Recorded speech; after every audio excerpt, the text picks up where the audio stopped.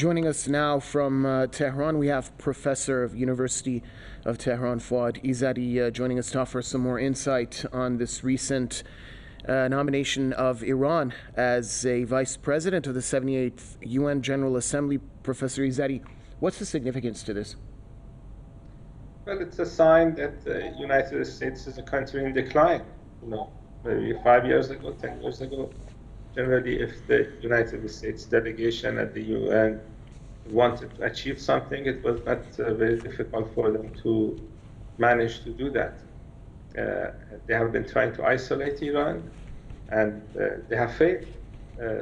This is a vote that shows that the majority of the countries at the United Nations are sending a message to the United States that it's not possible to isolate Iran, that is engaging in this type of activities against Iran is harmful in that setting.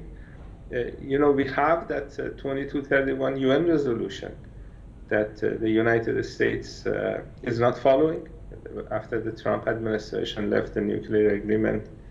Up to today, even the Biden administration, they are not only not following that resolution on Iran, they are punishing UN members that are trying to follow a UN Security Council resolution.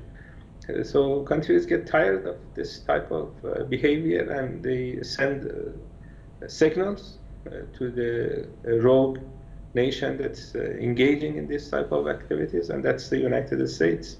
And I hope the signal is understood, and the United States needs to change its behavior before it's too late. Professor Izzadi, would you say that the U.S. is influenced, and apart from with its allies, which we've been seeing, specifically its regional allies in the Middle East, is waning, would you say that the U.S.'s influence in international bodies is waning as well? Yes, of course. The people who vote, the countries that vote, are not just countries from this part of the world. So there are a wide variety of countries that engage in this type of voting. If you are a UN member, you get a chance to vote. And the basic idea is that Iran's international influence is growing.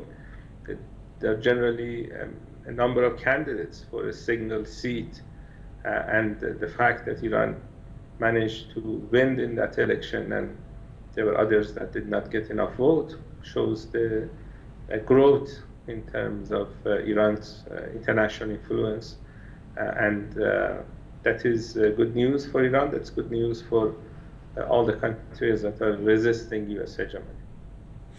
Thanks a lot, Professor Fouad Izzadi, joining us from Tehran.